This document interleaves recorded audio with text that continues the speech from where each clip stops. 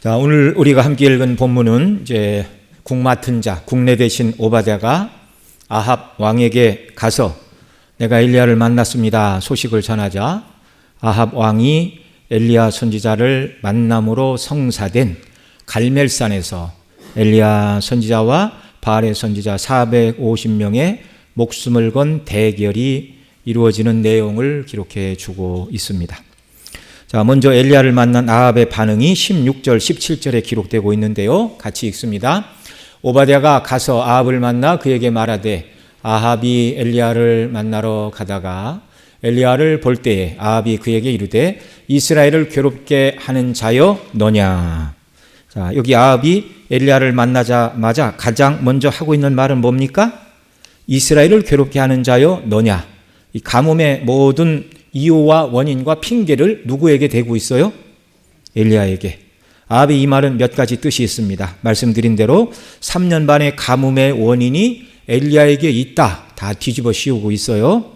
이렇게 말하는 이유는 가뭄의 원인을 엘리야에게 돌리고 있는 이유는 엘리야를 죽여 가뭄을 끝내겠다는 생각에서입니다. 그러면 가뭄의 원인이 엘리야에게 있다고 생각한 이유는 무엇일까요? 바알에게 지금 미혹되었기 때문에 그렇습니다. 바른 믿음이 있는 사람이라면 여호와를 떠나고 우상을 숭배함으로 하나님께서 이미 모세를 통하여 신명기 28장 복과 저주를 선포하는 출애굽 당시 받았던 말씀에 이렇게 말해요. 신명기 28장 23절 24절 같이 읽겠습니다. 내 머리 위에 하늘은 노치되고 내 아래의 땅은 철이 될 것이며 또 여호와께서 비 대신에 티끌과 모래를 내 땅에 내리시리니 그것들이 하늘에서 내 위에 내려 마침내 너를 멸하리라. 이거 우상을 숭배하고 하나님을 떠날 때 당하게 되는 재앙 중에 하나가 바로 하늘은 철이 되고 하늘은 노치되고 아래 땅은 철이 되어 하늘에서 비 대신 티끌과 모래가 떨어지고 결국 아무것도 땅에서 생산하지 못하여 그 땅에서 멸절하게 되리라. 경고의 말씀이죠. 자, 가뭄으로 인한 기근은 엘리야 때문이 아니라 이스라엘의 죄, 곧 우상 숭배의 죄, 아합과 그 왕비 이세벨이 바알을 숭배하고 백성들이 거기에 동조됨으로 말미암아 하나님께서 징계로 비를 주시지 않은 것인데 여호와의 말씀을 떠나서 우상을 숭배하고 있던 아합은 바알을 추종하는 자들과 함께 또는 그 우상 숭배자들의 말을 듣고 가뭄의 책임을 누구한테 돌리고 있다고요? 엘리야에게 돌리고 있다고요. 네. 여러분, 가뭄의 원인이 엘리야에게 있다고 말하는 자들의 주장은 그럼 어떤 것이었을까요? 그들의 주장은 이런 것입니다. 비를 주관하는 신은 바알인데 엘리야가 바알을 멸시하는 주제넘은 말을 했다는 것이죠. 뭐라고 그랬습니까? 내 말이 없으면 수년 동안 비도 이슬도 있지 아니하리라. 엘리야가 이렇게 말해서 바알 신이 기분이 나빠가지고 비를 내리지 않는다. 이렇게 돌려 생각하는 거예요. 정말 바알이 신이라면 비를 내림으로 말미암아 엘리야의 말이 틀렸다는 걸 증명을 해야 되는데 오히려 이 우상 숭배자들의 생각은요 거꾸로 돌아가고 있습니다. 그래서 엘리야를 죽임으로 바알의 화를 풀어야 바알 신이 진노를 그치고 비를 내릴 것이다. 이것이 아합과 바알을 추종하는 자들의 생각이었습니다. 이런 생각을 가지고 이스라엘을 괴롭게 하는 자여 너냐라고 아합이 엘리야를 죄인 취급하면서 부르고 있는 것입니다. 이 말을 들은 엘리야 선지자의 반응은 무엇이죠? 18절 같이 읽습니다. 그가 대답하되 내가 이스라엘을 괴롭게 한 것이 아니라 당신과 당신의 아버지의 집이 괴롭게 하였으니 이는 여호와의 명령을 버렸고 당신이 바알들을 따랐음이라. 아멘. 자, 3년 반 가뭄의 원인이 엘리야가 바알을 화나게 한 것으로 인하여 지금 기근이 찾아왔다. 엘리야의 책임이라는 아합의 말을 듣고 엘리야는 아합이 한 말을 그대로 돌려주고 있습니다. 내가 이스라엘을 괴롭게 한 것이 아니라 이스라엘을 괴롭게 한 것은 당신과 당신 아비 집인데 여호와의 명령을 버리고 바알을 따라 우상 숭배 때문에 당신 때문에 지금 비가 안 오는 것이다. 하나님의 징계가 당신 때문에 우상 숭배로 내리고 있다. 이걸 명확하게 지적을 하고 있습니다. 사람이 우상 숭배에 빠지면 영적으로 둔해집니다. 그래서 문제의 원인 파악조차도 제대로 할 수 없게 된다는 것을 여기 아합을 통해서 우리가 여실히 확인하게 됩니다. 여러분, 사람이 하나님을 섬기지 않으면 그 마음과 영혼에는요, 어느새 악한 영이 자리를 잡는다는 것을 알아야 됩니다. 사람의 영혼에는요, 진공 상태가 없어요. 하나님이 계시든지 아니면 사단 마귀가 그를 주장하든지. 이 세상 가운데 나는 예수님도 안 믿고 하나님도 안 믿고 뭐 부처도 안 믿고 나는 아무 종교가 없다, 그렇게 말하는 사람들 마음속에 누가 주장하고 있다고요? 사단 마귀가. 자기는 몰라요.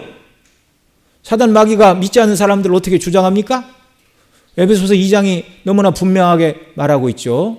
허물로 그때 너희 죄와 허물로 죽었었는데 죽은 상태가 뭐예요? 공중 권세 잡은 자를 따르는 것, 이 세상 풍속을 쫓아 살아가는 것, 그렇게 살아고 사단 마귀가 암시를 주는 거예요. 그러니까 눈에 보이는 세상 바라보고 세상 추구하며 살아가면서 나는 하나님도 안 섬기고 다른 종교가 없다, 그건 자기 말이지 영적으로 볼 때 사단 마귀의 권세 아래 종로를 타는 자들의 삶이라는 말입니다. 아합이 하나님을 경외하는 것을 멈추니 모든 생각이 하나님을 대적하고 자신이 섬기는 바알 위주로 돌아가고 있어요. 바알이 참 신이라면 비를 줘야죠. 엘리야의 말이 틀렸고 엘리야로 하여금 내 말이 없으면 여호와의 이름으로 비도 이슬도 있지 아니하리라. 엘리야가 가뭄을 선언했지만 바알이 신이라면 비를 줌으로 말미암아 엘리야 말이 틀렸고 엘리야가 섬기는 하나님이 참된 하나님이 아니라는 걸 바알이 증명하면 되는데, 그런데 비가 안 오자 바알 신이 노해서 비를 안 준다, 이렇게 거꾸로 생각을 한다, 그런 말입니다. 이때 엘리야는 아합의 우상 숭배의 죄를 지적하므로 그가 죄를 깨닫고 회개하는 것은 무리라고 생각을 하였기에 갈멜산 위에서 대결을 제안하였습니다. 여러분, 영적으로 어둠에 빠진 자들은요, 설득해서 돌아오지 않아요. 미혹된 자들입니다. 악한 영에.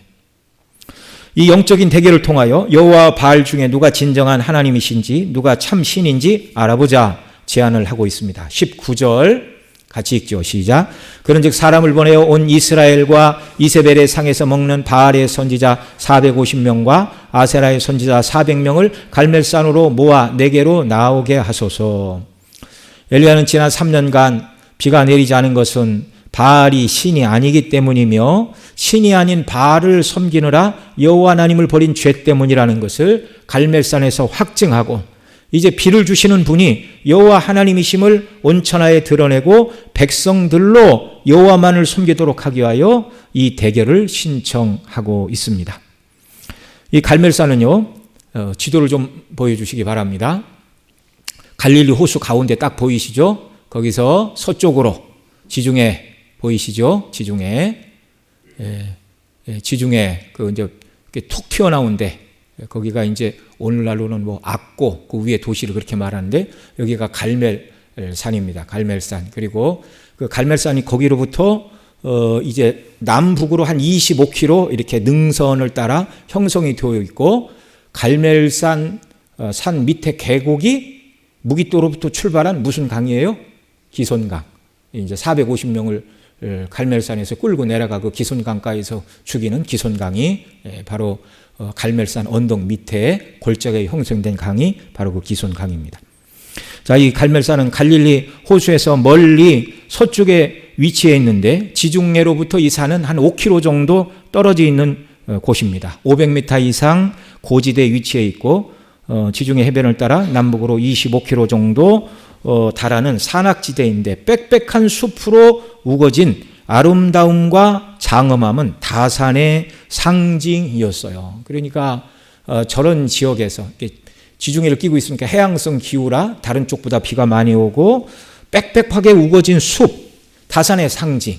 그러니까 이런 곳에 훨씬 더 바알을 섬기는 자들이 넘쳐나는 장소였다, 그런 말입니다.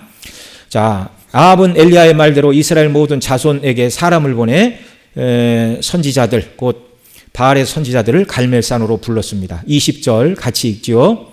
아합이 이에 이스라엘 모든 자손에게로 사람을 보내 선지자들을 갈멜산으로 모으니라. 왕의 부름을 받은 백성의 대표들과 그리고 바알의 선지자들이 함께 나왔습니다. 이제 그들에게 엘리야 선지자가 말합니다. 21절로 24절까지 한 절씩 교독합니다. 엘리야가 그 모든 백성에게 가까이 나아가 이르되 너희가 어느 때까지 둘 사이에 머뭇머뭇하려느냐. 여호와가 만일 하나님이면 그를 따르고 바알이 만일 하나님이면 그를 따를지니라 하니 백성이 말 한마디도 대답지 아니하는지라. 엘리야가 백성에게 이르되 여호와의 선지자는 나만 홀로 남았으나 바알의 선지자는 450명이로다. 그런즉 송아지 둘을 우리에게 가져오게 하고 그들은 송아지 한 마리를 택하여 각을 떠서 나무 위에 놓고 불은 붙이지 말며 나도 송아지 한 마리를 잡아 나무 위에 놓고 불은 붙이지 않고 너희는 너희 신의 이름을 부르라.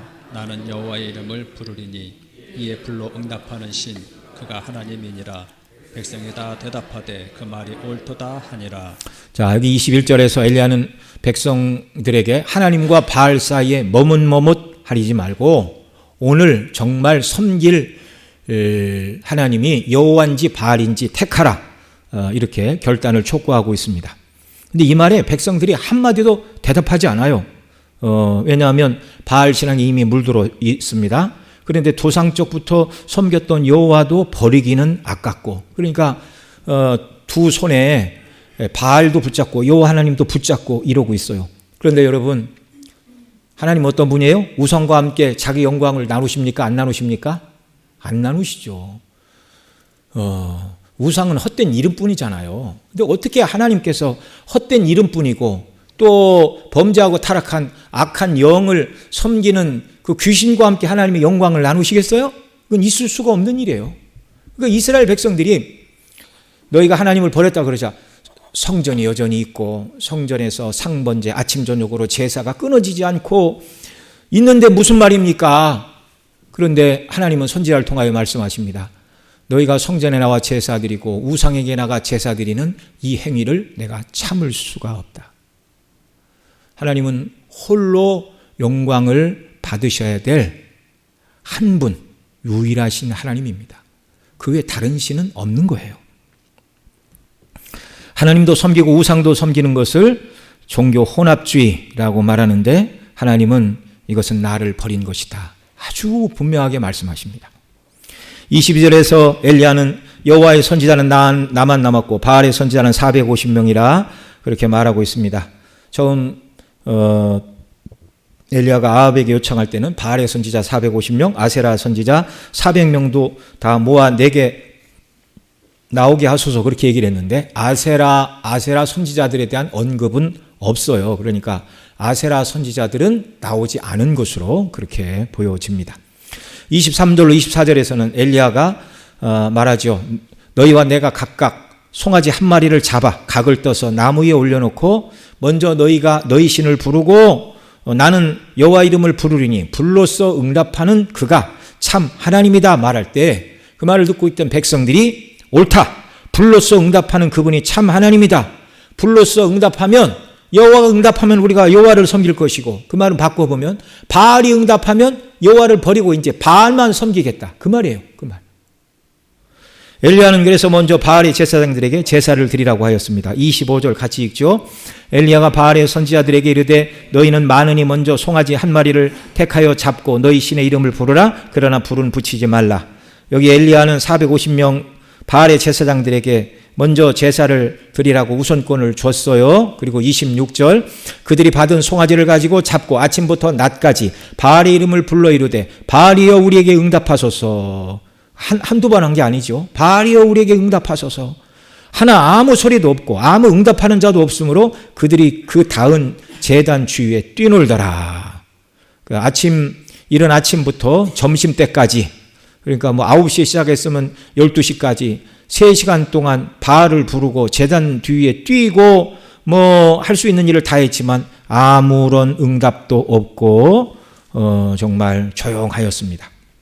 27절 또 읽죠. 정오에 이르러는 엘리야가 그들을 조롱하여 이르되 큰 소리로 부르라. 그는 신인즉 묵상하고 있는지 혹 잠깐 나갔는지 혹은 그가 길을 행하는지 혹은 그가 잠들어 깨워야 할 것인지 하매 정오가 되도록 바알이여 우리에게 응답하소서라고 소리를 질렀지만 아무런 대답이 없자 엘리야 선지자가 조롱을 하고 있어요. 더 크게 불러라. 잠을 자는지 묵상하는지 길에 행했는지 하여튼간 깨우든지 부르든지 해야 될 거 아니냐. 더 큰 소리로 불러라. 28절 또 읽습니다. 이에 그들이 큰 소리로 부르고 그들의 규례를 따라 피가 흐르기까지 칼과 창으로 그들의 몸을 상하게 하더라. 바알의 제사장들은 더 큰 소리로 바알을 불렀고 피가 흐르기까지 칼과 창으로 그들의 몸을 상처를 내면서 자신들의 신을 간절히 찾고 또 찾았어요. 그러나 아무리 찾고 찾는다 해도 없는 신이 나타날 리가 없는 것입니다. 바알이 응답이 없자 그들은 규례에 따라 칼과 창으로 자기들의 몸을 상하겠다 말하는데요. 이 정도 정성을 보여야 신을 감동시킬 수 있다. 지성이면 감천이라는 사고방식으로 몸을 행하면서 몰래 신을 섬기는 자들은 어떻게 했어요? 자기 자신을 불 앞에 지나가게 했어요.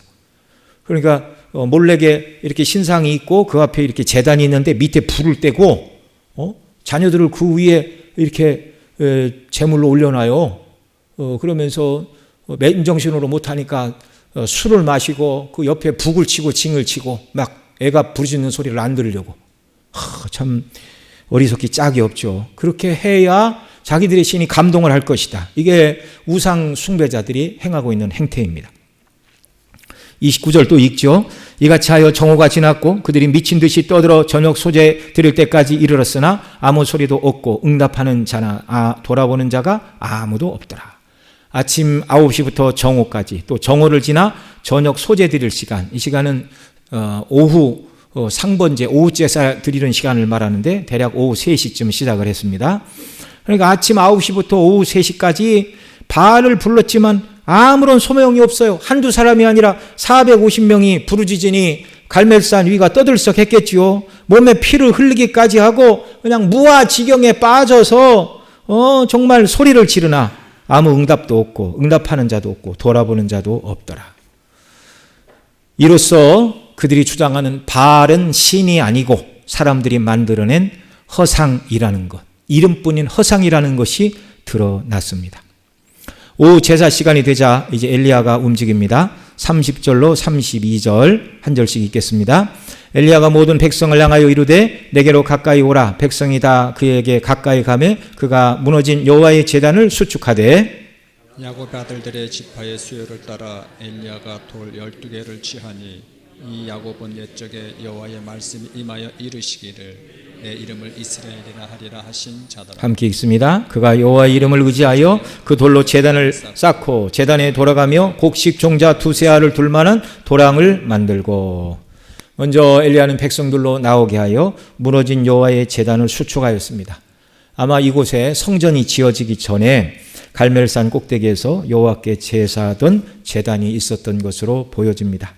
무너진 여호와의 제단을 수축하되 이스라엘의 12지파의 수요를 따라 돌 12개를 취하여 언약의 하나님을 부르면서 제단을 다시 쌓고 그 다음에 제단에 돌아가며 곡식 종자 두세 알 대략 한 15리터 정도 된다고 합니다. 둘만한 도랑을 만들었습니다. 자, 그리고 33절로 35절 또 같이 읽죠. 시작. 또 나무를 버리고 송아지에 각을 떠서 나무 위에 놓고 이르되 통 넷에 물을 채워다가 번제물과 나무 위에 부으라 하고 또 이르되 다시 그리하라 하여 다시 그리하니 또 이르되 세 번째로 그리하라 하니 세 번째로 그리하니 우리 제단으로 두루 흐르고 도랑에도 물이 가득 찼더라.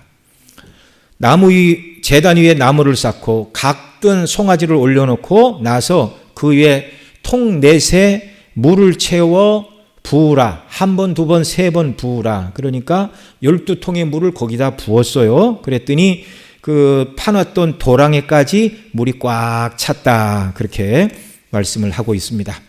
자, 엘리야가 왜 이렇게 하라고 그러죠? 이렇게 하는 것은 누가 보더라도 인간의 힘으로는 그 당시 뭐 오늘날이야 뭐 화염 방사기도 있고 화약도 있고 뭐 가스 뭐 이렇게 있고 뭐 다 그래도 한참 지져서 수분을 날리고 불을 붙일 수 있지만 당시에 이 정도가 되면 인간이 가지고 있는 불 가지고는 불을 붙일 수 있다고요? 없다고요?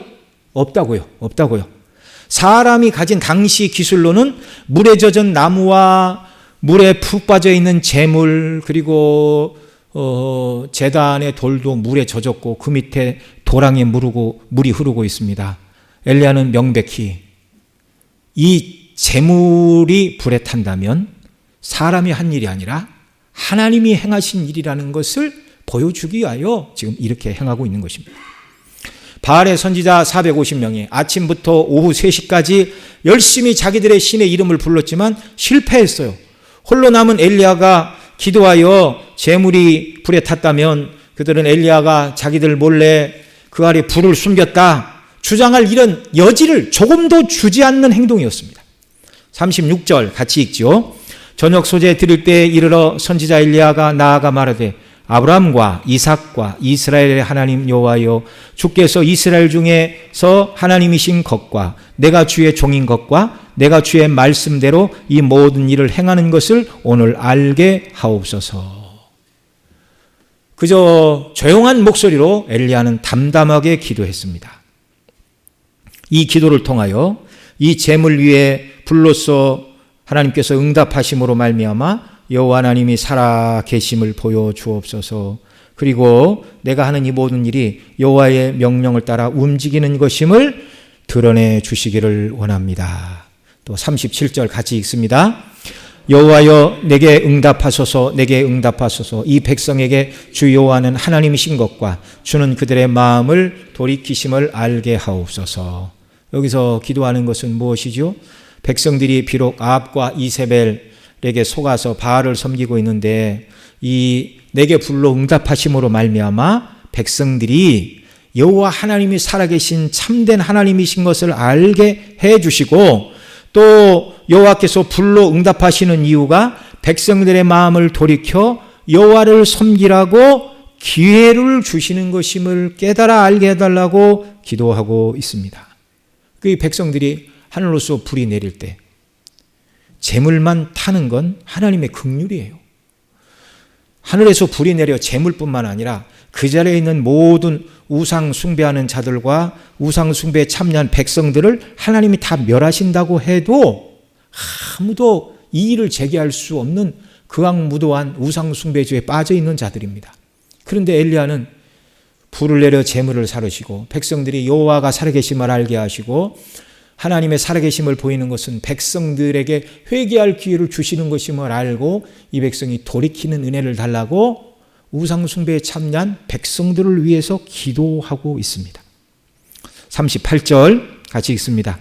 이에 여호와의 불이 내려서 번제물과 나무와 돌과 흙을 태우고 또 도랑에 물을 핥은지라. 엘리야의 기도에 하나님께서는 불로써 응답해 주셨습니다.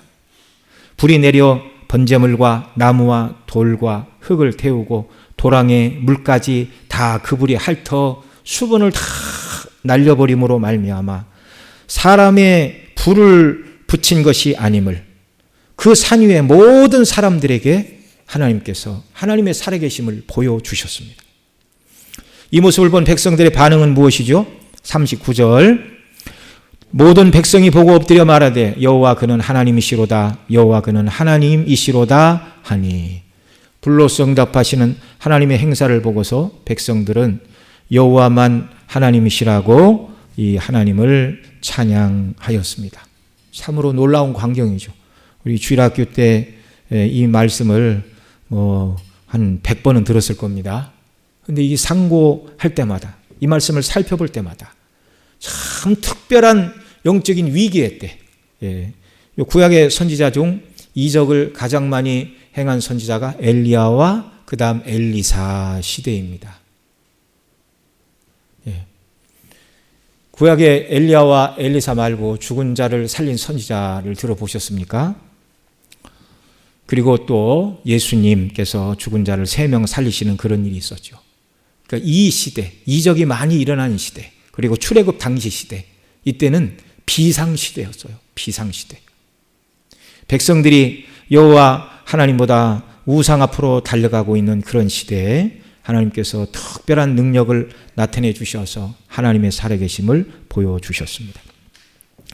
자, 하늘에서 내리는 불은요, 심판의 모습입니다. 소돔과 고모라의 불과 유황이 내림으로 악을 행한 자들이 그 불과 함께 다 멸망을 당하였는데 하나님을 버리고 바알을 숭배한 당시 모든 사람들에게 앞서 말씀드린 것처럼 하늘에서 불이 내려와 재물만 아니라 그들을 다 살라도 아무런 항변을 할 수 없는 큰 죄 가운데 빠진 자들이었어요. 그러나 앞서 37절에 엘리야가 이 백성에게 주 여호와는 하나님이신 것과 그들의 마음을 돌이키심을 알게 하옵소서라고 기도한 대로 하나님께서는 우상 숭배에 빠진 백성들을 다 멸하지 않으시고 회개하고 돌이킬 기회를 주셨습니다. 긍휼과 자비와 은혜의 하나님이십니다. 이유는 하나이죠. 갈멜산 꼭대기에 들어진 그 제물은 인간의 죄를 대신하여 하나님의 진노를 받으실 예수 그리스도를 예표하는 제물이었기 때문에 그렇습니다. 그래서 우상 숭배에 대한 하나님의 심판이 제물에게만 내리고 백성들에게는 돌이켜 하나님의 교회를 섬길 기회를 주신 것입니다. 오늘 우리가 그리스도의 십자가에서 흘리신 피를 인하여 우리가 다 죄사함을 받은 자들입니다. 사실은 우리의 죄와 악함과 허물로 인하여 하나님의 진노가 우리에게 내려져야 되는데 낮에도 살펴봤지만 우리가 1600 스타디온의 말 굴레까지 피가 흘러야 되는 그 피에 우리의 피도 섞여 있어야 되지만 하나님 우리에게 진노를 내리시지 않은 것은 예수님 때문입니다. 때로 믿는 자녀들이 잘못된 길로 갈 때 징계는 하시나 그 죄에 대한 징계가 형벌은 아닙니다. 바른 길로 돌이키라는 사랑의 징계일 뿐이라는 말이죠. 그래서 그리스도 안에 있는 자들은 은혜의 세계 아래 살고 있습니다. 징계를 받아도 하나님의 사랑 가운데서 받는 징계입니다. 하나님께서 엘리야의 기도를 들으시고 불로써 응답하신 일은요, 늘 반복되는 일상적인 일은 아닙니다. 성경에 기록된 계시적인 사건이에요. 성경에 기록된 것은 다 계시적인 사건이에요. 간혹 선교지에서 성경에 기록된 것처럼 병자가 일어나고 이런 일이 일어난다 할지라도 성경에 기록된 것만 계시적인 사건이고 성경의 기록으로 말미암아 계시는 끝났고 오늘날 성경 시대에 있었던 어떤 이적과 표적이 일어난다 할지라도 그것은 계시가 아니고 성도들의 기도에 대한 하나님의 기도 응답으로 주시는 은혜입니다. 오늘날도 계시적인 사건은 아니라 특별히 선교지, 복음의 최전선인 선교지에서 이런 이제 우상 숭배에 빠진 자들에게 하나님의 살아계심을 때때로 이적과 표적을 통하여 보여주시는 일들이 있어요. 그래서 정말 미개한 섬 사람들이 섬기는 그 신이 진짜 신이 아니라 선교사들이 전하는 복음, 선교사들이 전하는 하나님이 창조주시고 예수님이 구속의 주가 되신다는 것을 보여주시는 일들도 선교지에서 오늘날도 나타납니다. 그런 보고들을 우리가 많이 듣죠. 그러나 오늘날 이런 일이 일어난다고 해서 성경에 나타나고 있는 계시적인 사건은 아니라는 걸 우리가 이해를 해야 됩니다. 자, 엘리야 선지자와 바알의 선지자 450명의 대결은 하나님께서 불로 응답하심으로 말미암아 바알은 신이 아니고 여호와만 참신이시고 비를 주고 안 주고는 하나님의 권세 아래에 있다는 것을 드러내심으로 말미암아 인간 편에서는 엘리야의 승리로 끝이 났습니다. 40절 같이 읽죠. 엘리야가 그들에게 이르되 바알의 선지자를 잡되 그들 중 하나도 도망하지 못하게 하라 하매 곧 잡은지라 엘리야가 그들을 기손 시내로 내려가서 거기서 죽이니라.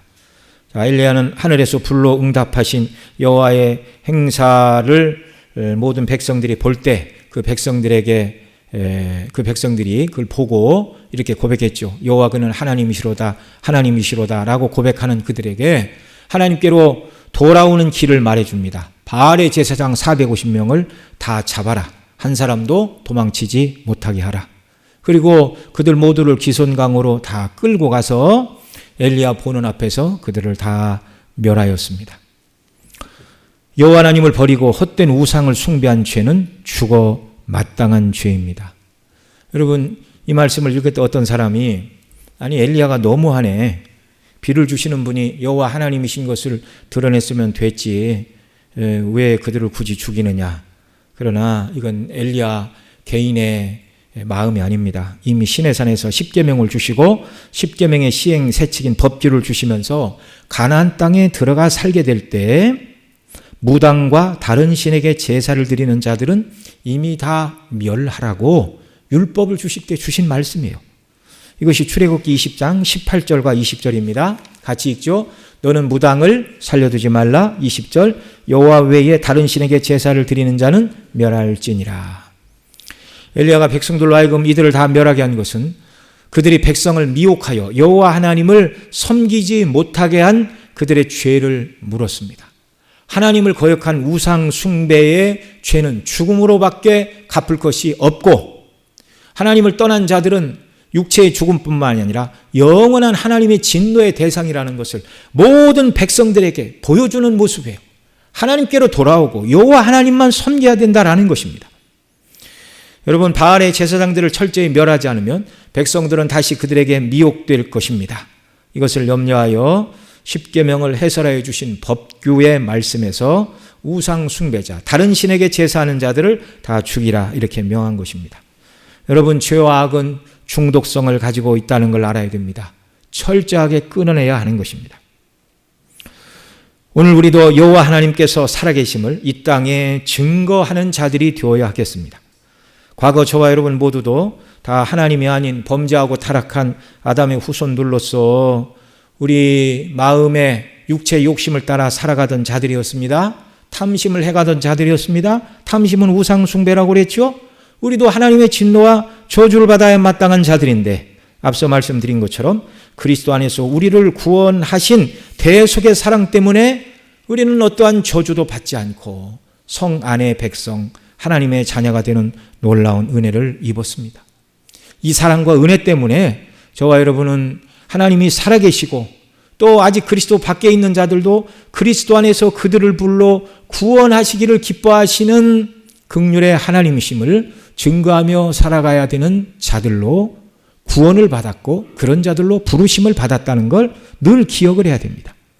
그러면 우리는 어떻게 하나님의 살아계심을 드러낼 수가 있을까요? 그것은 단 하나, 열심히 기도하는 것과 그리고 말씀을 붙들고 온전히 순종하는 삶을 통해서, 우리의 이런 삶을 통해서, 기도와 순종의 삶을 통해서 하나님의 살아계심을 드러내게 되는 줄 믿으시기 바랍니다.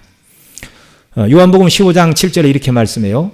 너희가 내 안에 거하고 내 말이 너희 안에 거하면 무엇이든지 원하는 대로 구하라. 그리하면 이루리라. 너희가 내 안에 거하고 내 말이 너희 안에 거하면, 이게 무슨 말씀입니까?